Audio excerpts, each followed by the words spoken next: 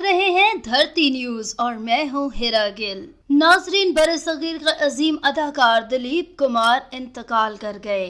दिलीप कुमार के अहले खाना की जानिब से इनके ट्विटर अकाउंट पर अदाकार के इंतकाल की तस्दीक की गई है। भारतीय मीडिया के मुताबिक 98 साल दिलीप कुमार को गुज़िश्ता रोज सांस लेने में दुश्वारी की वजह से मुंबई के निजी अस्पताल में मुंतकिल किया गया था, जहां वो इंतकाल कर गए। दिलीप कुमार के डॉक्टर जलील पालकर के मुताबिक अदाकार ने बुध को अपनी आखिरी सांसें भारतीय वक्त के मुताबिक सुबह 7:30 पर ली। दिलीप कुमार के ट्विटर अकाउंट पर यह इत्तला दी गई कि इनकी तदफीन मुंबई के मकामी कब्रिस्तान में की जाएगी। दिलीप कुमार के नाम से मशहूर यूसुफ खान 1922 को पेशावर के मोहल्ला खुदादाद में पैदा हुए और इनका आबाई घर आज भी पेशावर में मौजूद है, जिसे सूबाई हुकूमत ने कौमी विरसा करार देकर अजायब घर में मुंतकिल करने का फैसला किया है। शहंशाह जज्बात का लक़ब पाने वाले दिलीप कुमार को इंडियन फिल्म का सबसे बड़ा एजाज साहब पाल के अवार्ड से भी नवाजा गया, जबकि इन्हें पाकिस्तानी हुकूमत की तरफ से 1998 में निशाने पाकिस्तान से नवाजा गया।